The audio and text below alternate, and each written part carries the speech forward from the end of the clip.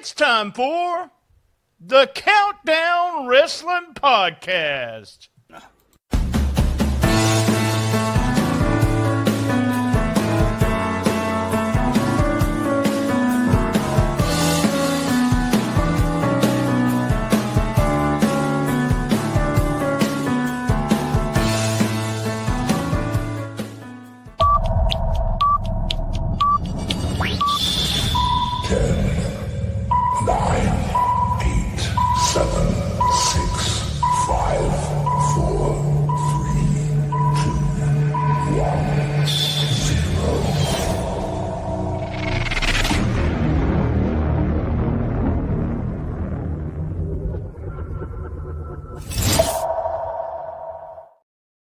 All right, we're live for 304 Studios in Jonesboro,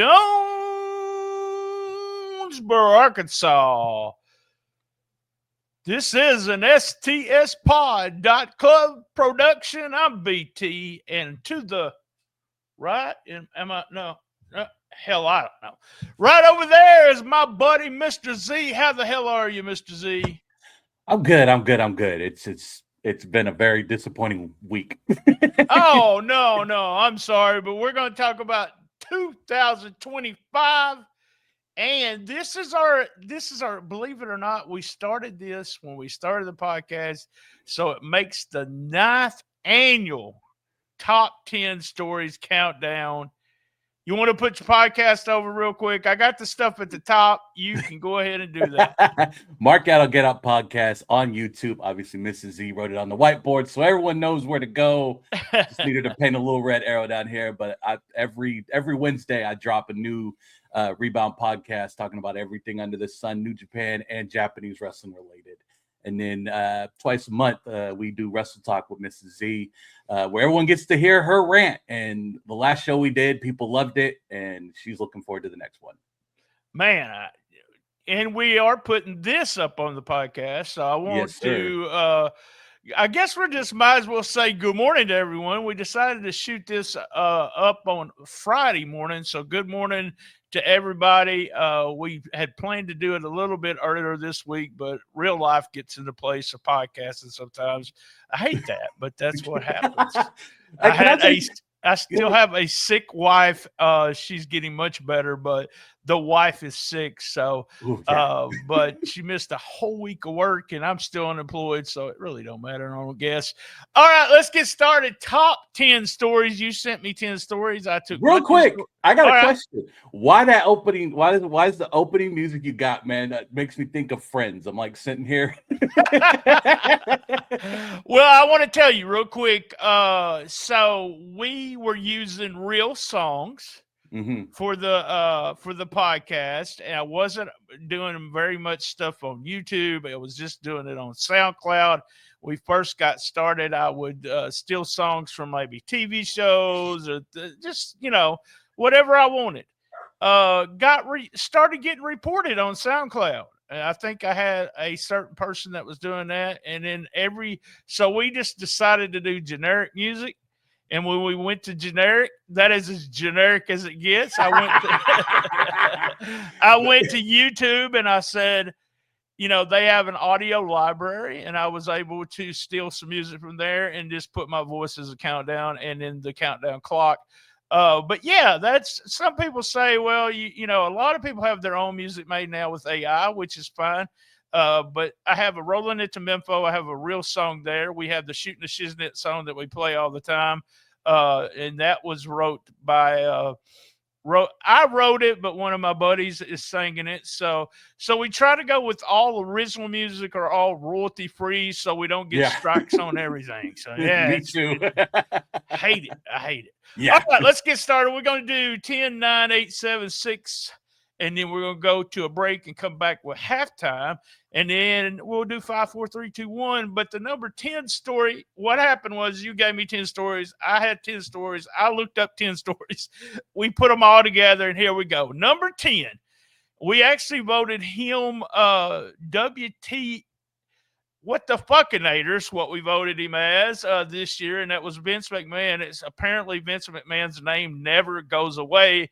We had him still remain in a bunch of stories with lawsuits, allegations, media investigations. Really a shadow of people saying, hey, is Vince coming back? Vince, Vince, Vince. So number 10 story, well, it's Vince. Mr. Z, so I want to ask you, tell me, with all the lawsuits and everything, what was your thoughts on Vince? Not only 2025, but leading up to all this, and then now, do you think he'll ever return? Who knows at this point? I know people keep saying he's in there, he's poking. Someone said that he's the one that's got his hand up, old Triple H's puppet handles. Right. Or he's got a pull with the other guy that's in there. I call him brother. Khan, yeah. Nick Khan, yeah. Khan, and then of course Bruce Pritchard, obviously. A Vince man. Yeah, Pritchard was a Vince man. We all know that. He actually was at Vince's birthday party. We covered that on WTF. I was always in awe of Vince, and I guess I still am. I always said I met a lot of wrestlers coming up through the Memphis area when I was hanging out and taking pictures and everything. Met a lot of, stars, if you will. Mm-hmm. And I always said I never get nervous around people like that, stars, movie stars, whatever. It's not a big deal to me because, I had the Undertaker at my house back in the day. He wasn't the Undertaker, but he ended up being. And I was friends with Paul Heyman, Jim Cornette, you name it. But Vince was that guy. I always said if I met him, I think I would be a little intimidated, a little nervous. I don't know now. And I don't think we'll ever see him come back. That is my opinion. I don't think we'll. But we'll continue to talk about him. He influenced the business, especially when I was growing up. And then, I really like the WWE without him. Just put it that way. Yeah, and so do I. But here's my thing. It's we can't take away what he created. Right. I'll just say but we'll just say 38 years. 38 years of legacy. And a lot of us, that's our childhood. We watched some of us were able to see the territories go away. Right. Because of this man. Good, bad, and indifferent, he still laid a foundation for professional wrestling that probably would have never have seen it the way it is now. Oh, I agree. 100%. Yeah. But that bad don't outweigh that bad that he did does not outweigh all the good.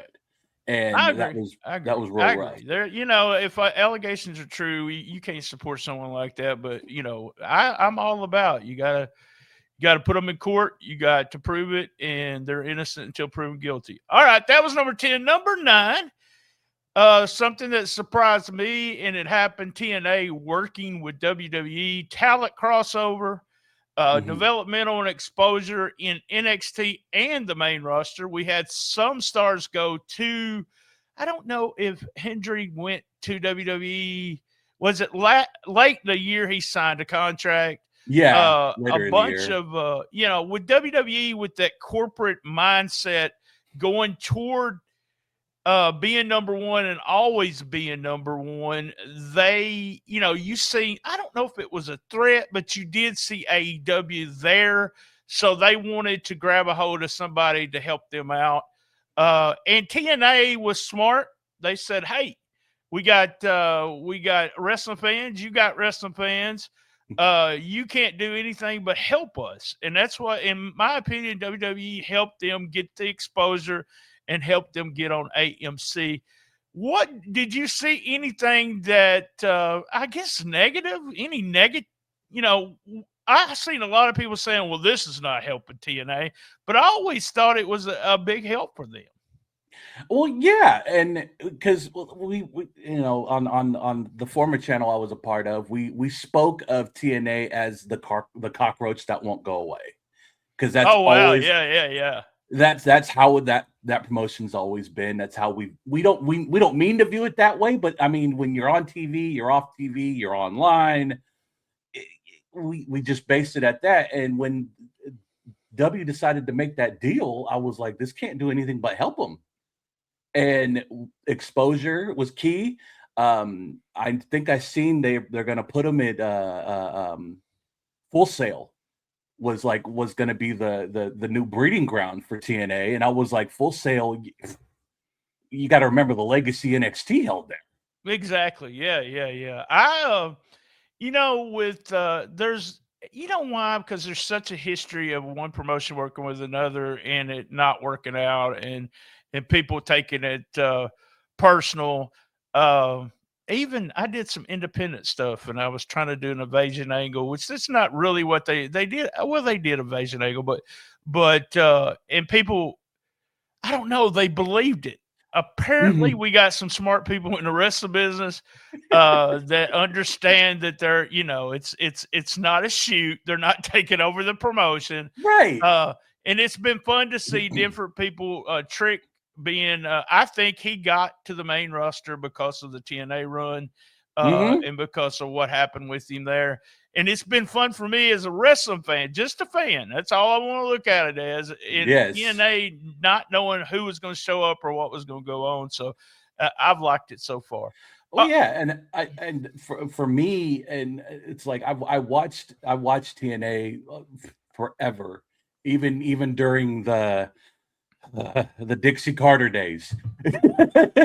Well, I watched it during what I call the EC3 days when I've always tried to support TNA, and I never understood why people wanted it to end. They always do.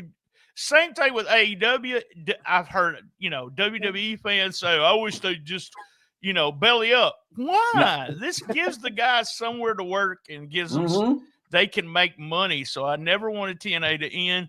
I'm excited about 2026 and seeing AJ Styles, the TNA legend, do some matches there, and it should be fun to see what he ends up doing. Yeah. All right, let's get to number 8. Surprise! Go ahead. I'm sorry. Real quick, Mrs. Z actually did bring that up too, and she was like, "Well, it's because AJ's going to retire," and she was like, "What is he going to do?" I was like, "As much as we see on TV." I was like, in my honest opinion, I would love to see him go to TNA and finish it out. That would be, yeah. I thought about that as we were sitting here talking about it, because I mentioned it on the Shiznit Minute this week that, it looks like he's going to lose at Royal Rumble. What will they do with him? And it just popped in my mind as we were talking. He's probably going to do a last run at TNA. I hope so anyway. All right, number 8. This surprised me. WWE's wanted to get into the Mexican market, or foreign markets. WWE buys AAA, which surprised me as in buying. I could see them working, but they actually acquired AAA. WWE is turned into the NFL in the sense that they feel that their fan base has pretty much reached the level it can reach in the United States. So we must go out of the country to get more fans. And hey, what's a better way? They're doing it the old WWE way, either taking the best talent out of the areas or acquiring it. And that's what they did. We had some fun stuff with Rey Mysterio returning. Dominic was there getting bigger of a cheer at first than we thought he would ever do it. He's a heel, but that Mysterio name means a lot in Mexico. So you look at, and it should be fun to see all the stuff that they end up doing. They got a contract with Fox over there in Mexico now, and it's only going to help. And I've heard people talk about, well, they've made the Mexican style, the WWE Mexican style now. Well, guess what? The Mexican style has always been a hybrid of something. It's not going to hurt them to move it up and change it just a little bit and make these guys real stars. You can buy their gimmicks and everything on WWE Shop now, and the guys are making more money than they've ever made. So, what was your thoughts when WWE took? Go ahead. I'm sorry. My question is, have you bought yourself a Grande Americano mask yet? Now, I should have said that. That's one hell of a story too. He's over like Rover. Yeah. Unbelievable. I've heard all kinds of things about, well, he's just in a stupid gimmick. Listen to the crowd, folks. Thank you. Listen to the crowd. And the guy speaks perfect Spanish, by the way. Yes, he does. What was your thoughts when you were told WWE's gonna buy AAA? I was very excited because I know a lot of the guys from out here in the West Coast who work with AAA, who go down to Mexico and work. Oh yeah. I'll name drop my boy El Chupacabra, the Mexican werewolf. He was out there. Super Beast, he was out there. Money Mike Rain, he was out there. The California Black Sheep, as we call him. A lot of these guys have been out there, and just I looked at it as more exposure, not just for the Mexican talent, which obviously Conan has been putting it over on the shows. Like, this is a great opportunity, but you're giving the American audience a chance to watch Lucha Libre at its purest if they haven't seen it already. I was really excited to be able to tune in and watch it. I don't have to search for it. I don't have to look on YouTube. I don't have to, I like the Americanized version. I like to be able to listen commentary just like I do New Japan. I grew up with New Japan, and I didn't understand a word they were saying except introducing the wrestlers. Yep. Choo Ricky. But other than that, I love the idea of it being available. Also, as a fan, I love the idea of having that. If it's something else I want to watch, if I don't want to, if I quit watching WWE, if I quit watching AEW, I got AAA. I can start watching again, go through all the catalog and everything. All right, number 7, and I put this on here because I felt like it's something that I think the new fans didn't really understand what was going on as AEW and WWE did counter programming against each other. Hey, I'm going to put a pay-per-view on today, just for example. I'm AEW. WWE says, okay, we'll put a free show on. See, this has been happening since the dawn of time, especially during the Monday Night Wars, especially during Vince and WCW head-to-head free shows. The Clash was a free show. Everything. This has been happening all the time, and it's the same old story. It's business, if you will. There you go. It is Pepsi versus Coke. You see, I mean, it's Domino's against Pizza Inn, Pizza Hut. It's McDonald's against Burger King. You are those Verizon and AT&T commercials. You're going to go against your competitor. I have no problem with it. Does this bother you that they get in social media and they try to go? They try to outdo each other and everything, and book shows. Also, with the social media, there's my show rated better. My attendance is better. Does any of this stuff bother you? It doesn't bother me. No, and it makes for great competition. And this, I've stated this, and we've stated this before we stopped watching AEW on a regular basis. Competition breeds greatness. I mean, look at the Attitude Era, and it's the prime example we've got. It's a matter of we're going through this lull. Another company's doing better, so what can we do to better ourselves?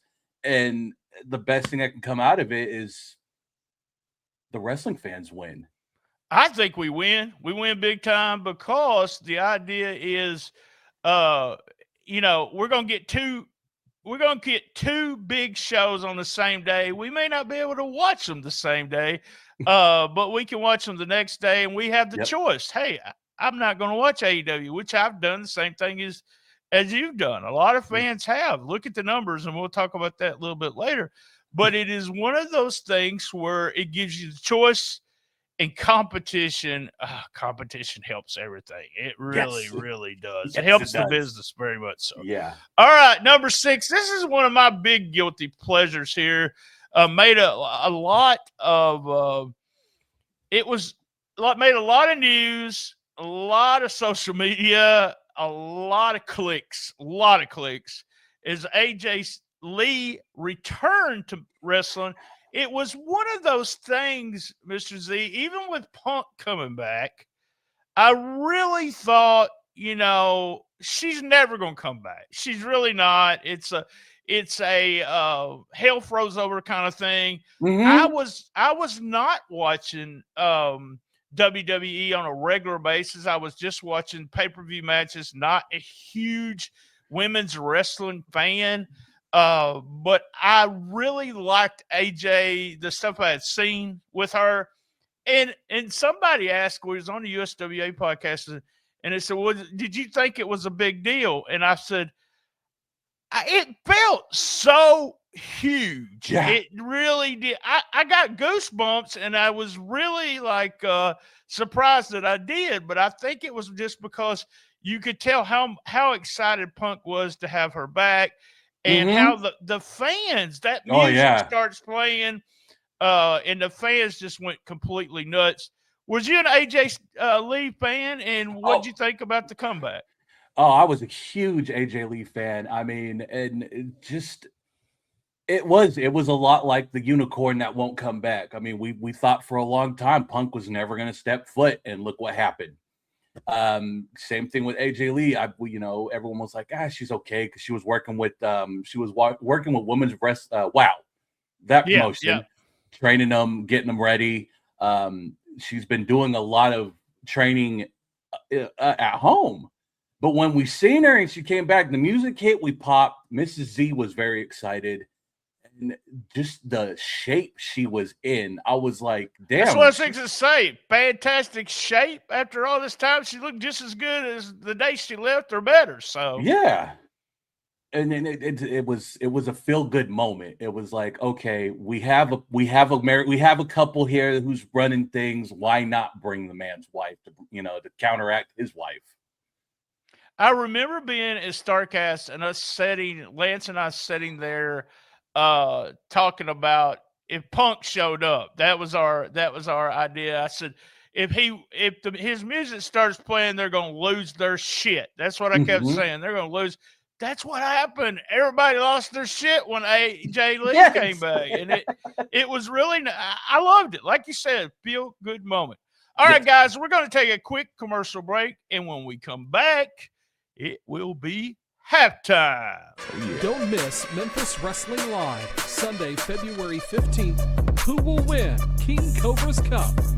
Monday, February 16th, WWE Raw returns to FedEx Forum in Memphis. Pre-game with us at Ghost River on Beale Street.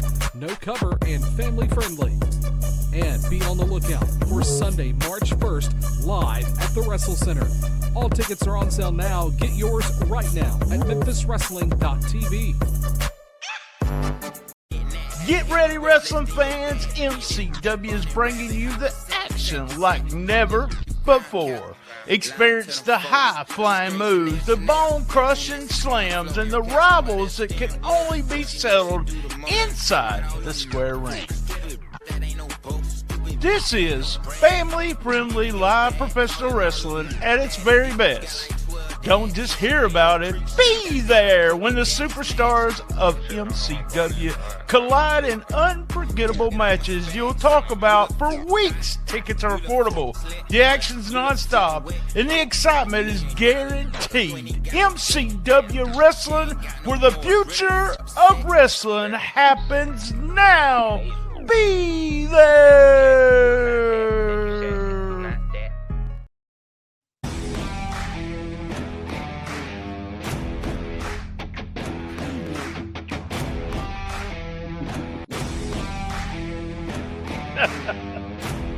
At least I get you to dance with me, Z. We are in halftime. I really need to get my Outrunners headband next time for that. There you go. This is Friday morning, and I thought it would be the perfect time because last Friday we had SmackDown. It was in the UK. We had on foreign soil, as if you will, and I just wanted. Cody was booed. Now I understand why he was booed.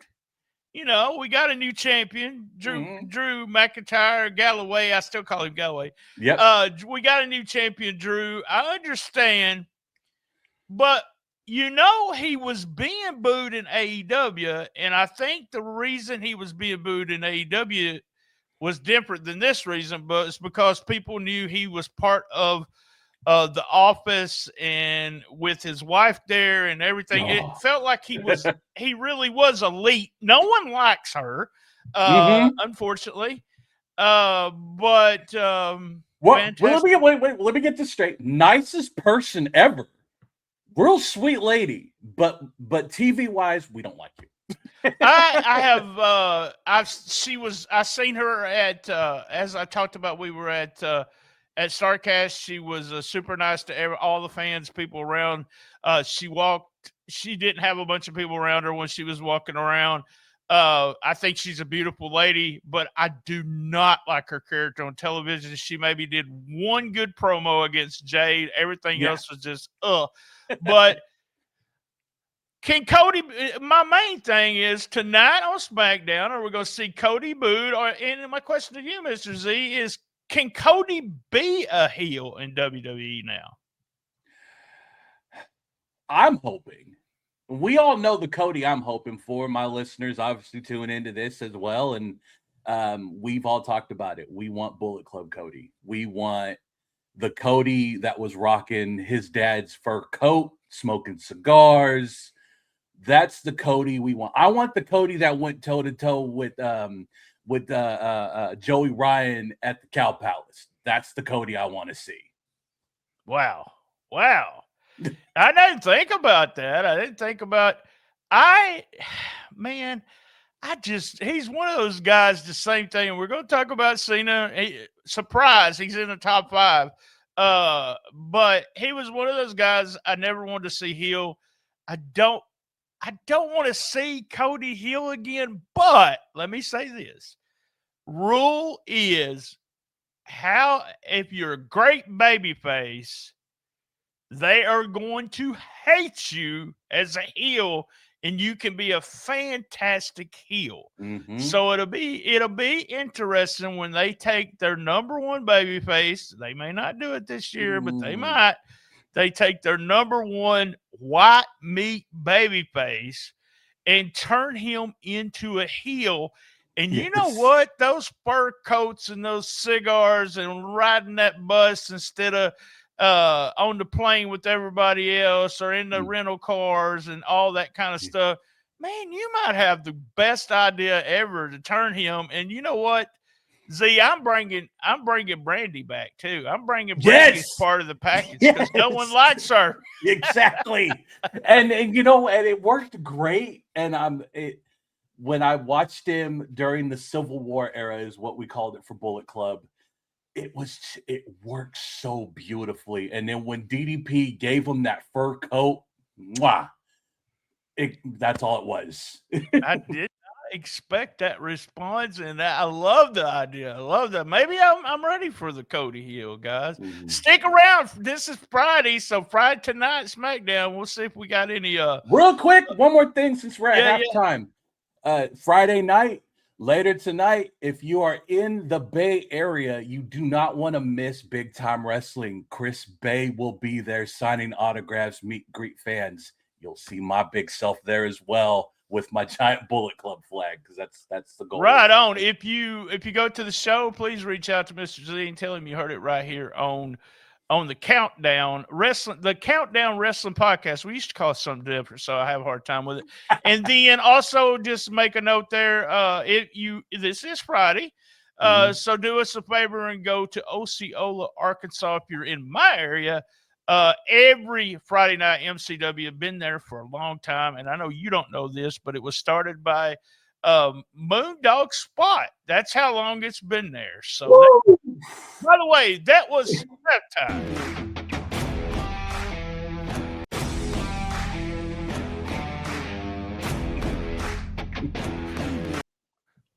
right, we're going to do 5, 4, 3, 2, 1. This is the Countdown Wrestling Podcast, top 10 stories of 2025. And I mentioned this at the very beginning, the 9th version. Gosh, we've been doing this forever.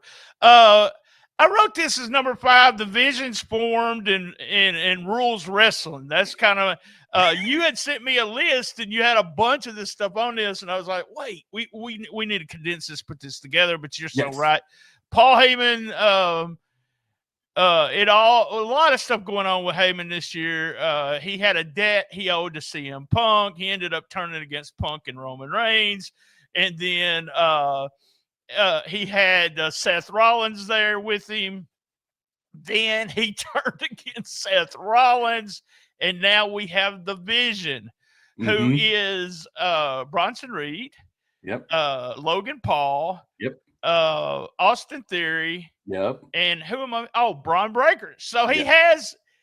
Paul Heyman puts his hands on something. It's almost, it's going to work. Just put it that way.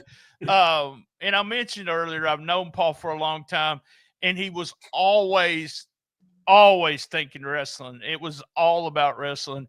And that's the way it feels. It feels like to me, sometimes he comes off as the old school grimy wrestling promoter that everyone said he was with ECW. That's that character right there, the Oracle. The character. So what? I know you like these guys. You like the heel group. What was your thoughts on all the, the turn, the not the turn? Let's get rid of Seth Rollins. And were you surprised or happy when Austin Theory came out?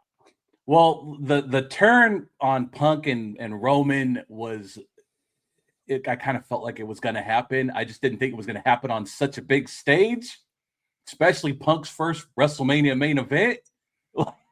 Right. It shocked the world that was what W likes to do. Heyman, anytime Heyman meets up, takes control, but he's putting up with somebody, it's going to work. It's going to make money. At the end of the day, it's all dollar signs. And the Oracle now reminds me of not just the ECW Heyman, but a mixture with the Paulie Dangerously from WCW. The Dangerous Lutz. Yeah, I can see that. That's exactly what this is now, because he's got young guys that are hungry, looking to take over, and it works. And what I think is so smart is that whether it was he really had it down already, but he knew Roman was going to be taking time off and he was only going to be available for so many dates a year.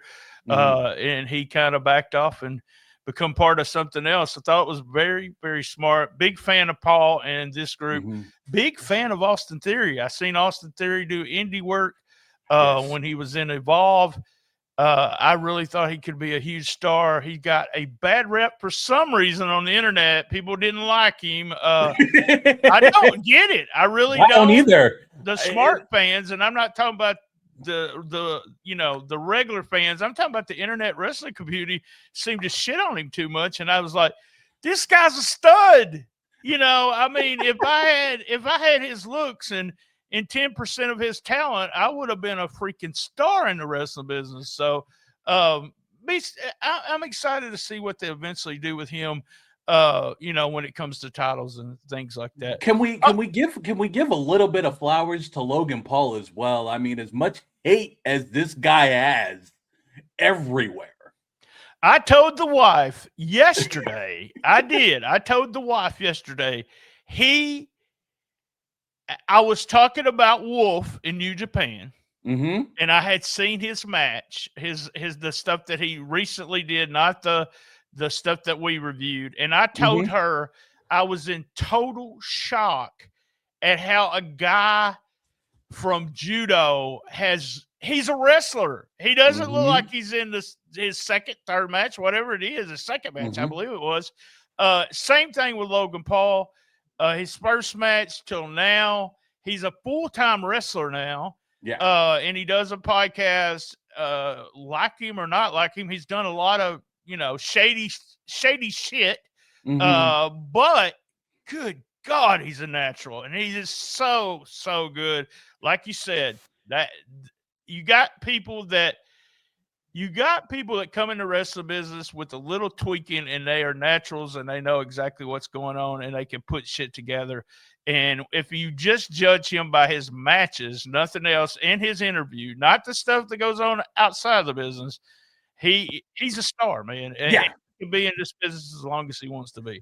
Yeah. All right, we got 4, 3, 2, 1 ready. Number 4, and like I said, we were going to discuss this, but me and you, huge wrestling fans, probably when it comes to watching wrestling, we're kind of not ordinary. Not I don't know, fanatics maybe. I say sometimes that other fandoms I see, like Star Wars, that I like a lot, Marvel, huge, Incredible Hulk fan, Fantastic Four. I've always been that fan that goes up to right at the edge of those fandoms. When I went to Wizard World and went to the cons, I'd see all these people dressed up and everything. And I'd say, well, I'm not going to do that, but I'm right here. I'm over. I do a podcast. I'm 59 years old. I do a podcast on wrestling. We're going, this is we've already done it for 8 years. We're in our 9th year. So I am that fan. And where am I leading this to? Oh, me and you have kind of just quit watching AEW on a weekly basis. And I've talked about this on all my shows, but we started with a show called Dynamite. I didn't know if they were going to call it Dynamite. I heard a rumor, but I wanted to do the old Jimmy Walker. If they didn't call it Dynamite, I was still going to call it Dynamite. Wednesday night Dynamite, and we reviewed the first 10, 12 shows, came back, did some of them pay-per-views. But there was always that underlining thing that I said, this style cannot continue to draw 1 million people. No. There's people coming to see this, and they look at it, and they don't know any of the people. And what the people they do know, unfortunately, they see people like Sting, and they say, well, that's that old wrestler. I'm a huge Sting fan. I thought he did a fantastic job in AEW. But that's what they were saying. And I don't like to be right. I'm just saying the ratings have went down, and with this new thing they're calling Big Data Plus panel, which apparently is there's more people that they sample on this. The ratings have went down. The attendance has went down. They cannot draw big numbers unless it's their WrestleMania. The only thing that has not been hurt, and me and Jeans talked about this, we really didn't even have, unless it's just the hardcores coming back to watch the pay-per-views, is the pay-per-views continue to draw good numbers. But AEW had a hard time, and they're, Tony Khan's typical wrestling promoter doesn't own up to, you hear him talking. We've covered it on WTF where he says, oh, we're doing fine. We're having one of the best, he said, one of the best years yet. My favorite real quick, my favorite one, I've heard it twice live. You can watch us here and here like Time Cop. That will forever be my favorite line. Well, it hadn't been good for them. And they have these people that say, well, this new way of doing ratings. The weird thing is, it seems like, wrestling might be one of the very few things that hurts. And it might have been, because hockey is getting bigger numbers. And so this is a demographic or a number that you use more of a sample. All right. So me and you like Burger King. So we say Burger King's number one. That's it. That's the whole sample right there. So Burger King becomes the number one restaurant, fast food hamburger in the world because we said it. Same thing with Nielsen ratings. It's always been that way. It's a sample. It's a small sample. It's turned in. Now we got, for example, 100 people. Then you got 100. We got me and you like Burger King, but everybody else, well, you got people like in McDonald's. You got people like in Five Guys. You got people like in this. But you got a bigger sample. When you got a bigger sample of something, you can predict or give a better rating of where they belong.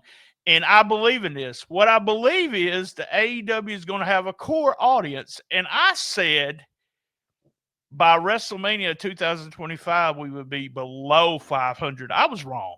We did go below 500 a couple of times. And it's an average of 500 and something thousand. Is there anybody, this is my question about AEW. Is there anybody they could get, Z, that would change the direction, would make them go up again? Cody. That's the only name. Now Cena came to mind because I've seen I know he won't, but I'm just saying. Yeah. I've seen the influence of Cena through the years. My local here in Jonesboro, Arkansas, we had a show. Maybe there was 1,200 people. The next time Cena was on the show, there was 5,000. He drew numbers and he could move, the needle. There's nobody in the business that can move the needle. The style they have not tried to change the style a bit. And there's so many people in that organization outside of the organization says, well, you can't emulate WWE. You have to have your own style. The style you were doing, you got half the crowd, half the people you had when you first started watching it, because they're tired of seeing, pile drivers on the steps, screwdrivers in the ear. Poor Darby Allin, a huge fan, but he tries to kill himself. It has to change. There has to be something and they've maybe had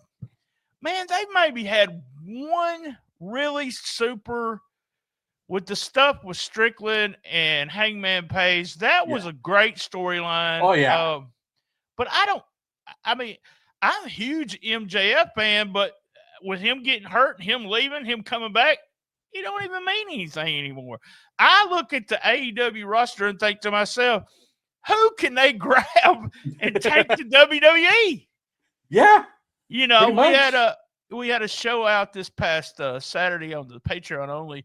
We talked about Ospreay. We talked about Kyle Fletcher, those two guys, and their future in the business. Our future was not AEW. It was always taking them to WWE. I spoke with a group of young guys in Memphis wrestling 2 or 3 years ago, maybe 3 years ago, maybe 4. But I said, okay, guys, where do you want to go?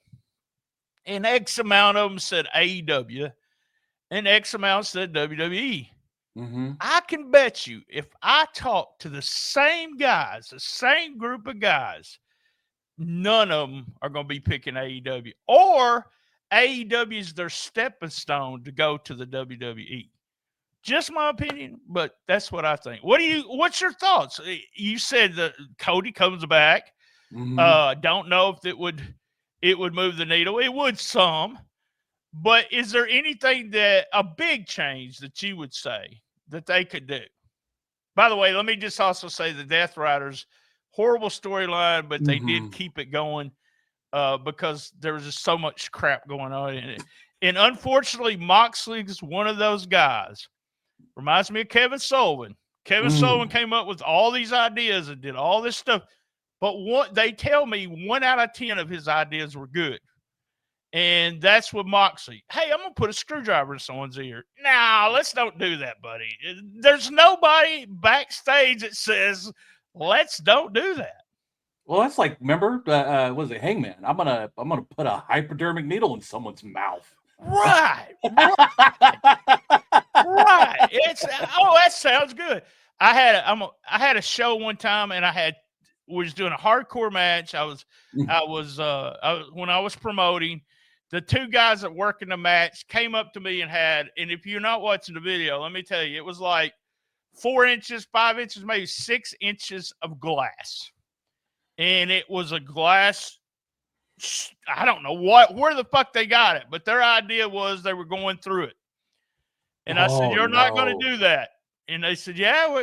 And I said, you're not going to do that. I had 2 other guys go get it, put it in their car, and drive it to their house and had somebody come get them, because there has to be that checks and balances. I'm big on checks. I've always been big on checks and balances. And really, that's That's like the last couple of fans bring weapons matches I've seen at local shows. Yes. And the fans are very creative. I love it. I love the creativity. But there was some of them where we check it at the door and we're like, okay, you know, they go to the table. That's where you put them. You know, we'll tell you to go grab them before the match starts. After they put everything on the table, I've watched wrestlers and handlers go over there and grab weapons that they're like, no, absolutely not. Right. Yeah, we're not going to do this kind of thing.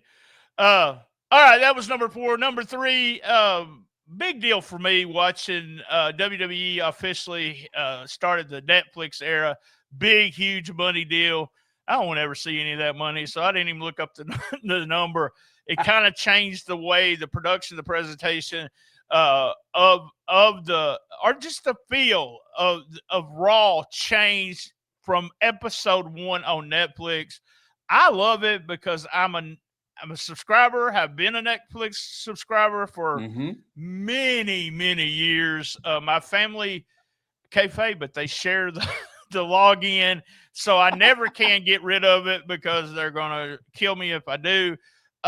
Huge deal. Number 3 on our list. Did it change your watching habit? That's one of the things because, you know, it doesn't matter now what the ratings are, really. If anybody, I mean, it doesn't matter how many people was watching that show because you got 10-year contract, you got it on Netflix. And I heard Adam Sandler talking about Netflix, and this is when I knew this would be a great deal for WWE. He said one of those movies that he put out, one of the first ones he put on Netflix, and why he signed a contract with Netflix is that more people saw that movie than all of his movies combined had seen at the theaters. In like 6 months, they killed all his numbers. So when I heard him say that, I want to be on that. All these podcasts are on Netflix now, started in 2026. Kill Tony was in 2020, in this 2025. Get on Netflix. More people are watching Netflix than anything. Did it change did you find yourself going to watch Raw more often? Maybe that's the question I was going to ask. Well, yeah, and that's the thing. And we talk about you having Netflix forever. Folks, I used to have it when I was getting DVDs in the mail. But yes. But it's just no, you know, it made me excited to watch it again. Because I love the look. I love the ring, the colors, the whole 9 yards, and I like being able to I don't watch it live. I never watched wrestling live for a long time. I've told this story that, you know, pay-per-views, I'd got tapes. I would either TiVo it or I would record it on my VHS. Yep. I just didn't I don't watch a lot of shows live. I think the only one in 2025, and it was one of the SmackDowns with The Rock. I watched it live, but I just something I don't do. I like going, no commercials. 2 days after or a day and a half, I fast forward everything I don't want to watch. Love the presentation, and they released the pay-per-view numbers today. And oh my God, take a look at that, guys. Yesterday. They released them yesterday. I'm not going to go over the pay-per-view numbers because we're talking about 2025. I guess we could and tell, but yeah, it did. It helped them. It really, to me, put WWE, even though they were number 1, it put them that much further number 1. I mean, you know, it's like, we're only 2 horses ahead, but no, you're like 100 horses behind everybody. Netflix is, I had friends tell me, man, did you see WWE Netflix? They haven't watched wrestling in years. They seen it was on Netflix.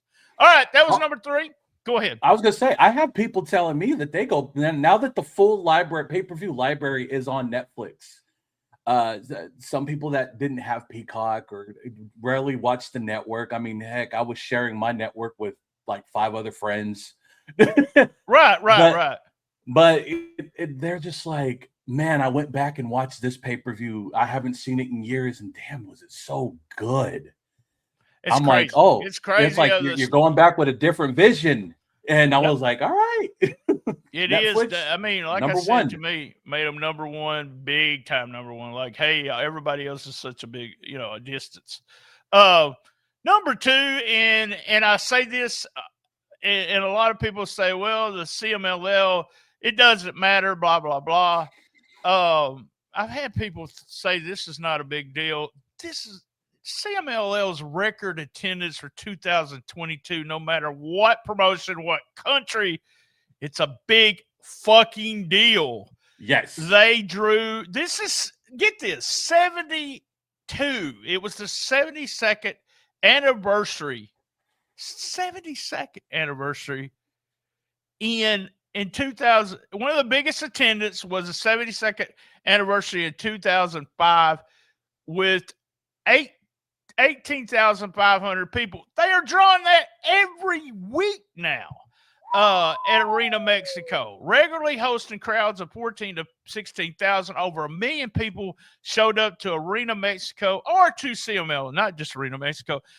They have other shows. Man, it's just the idea that it got hot. Now, let's be honest that it's not all a wrestling crowd, but guess what? It doesn't matter.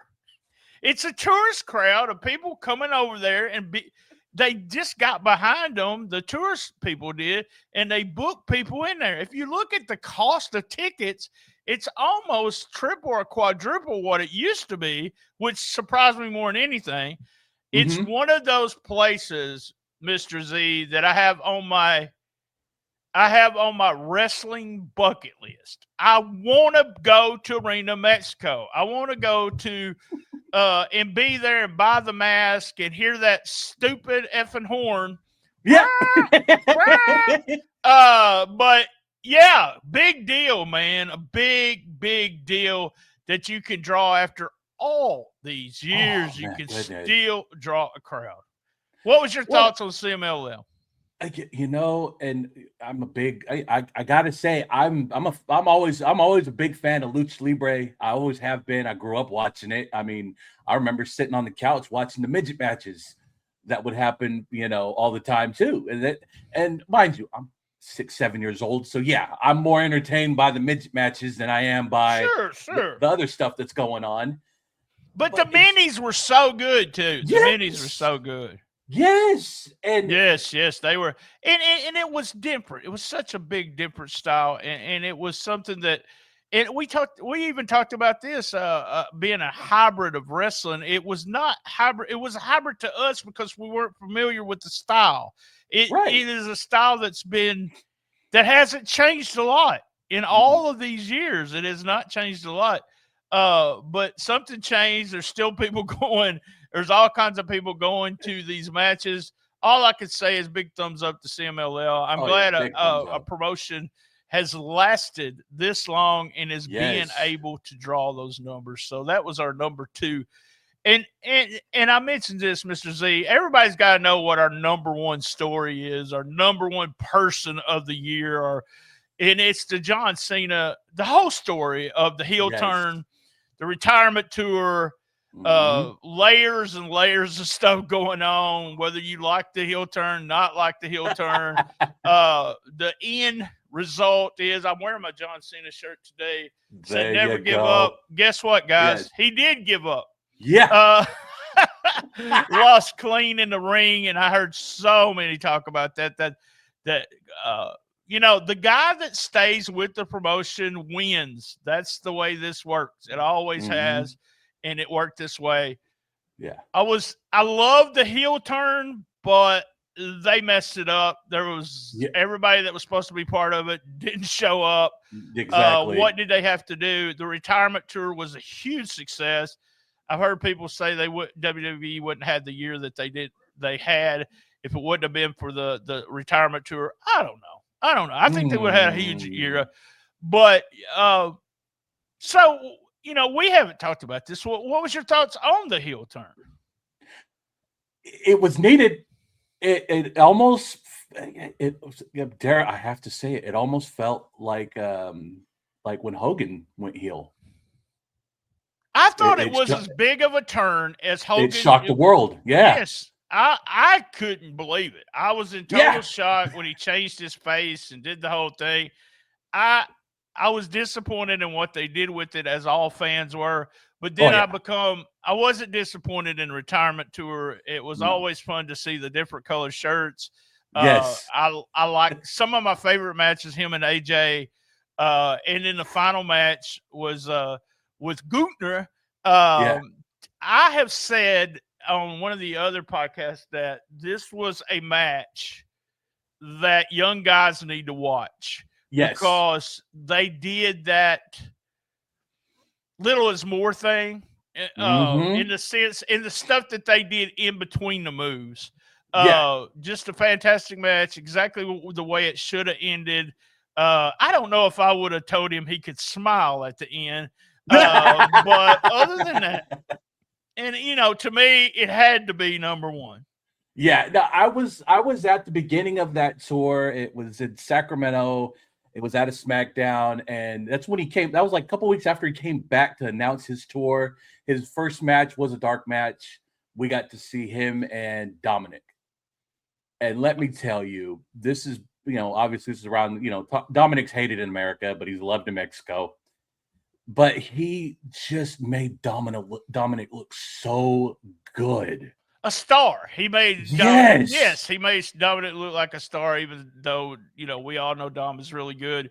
But he did make him look like a star. And I don't know, man. Cena's one of those guys that everyone seemed to hate him for the longest. I hate to admit it. I'm not hating to admit it. I'll admit it. I love Cena. I always was a Cena fan.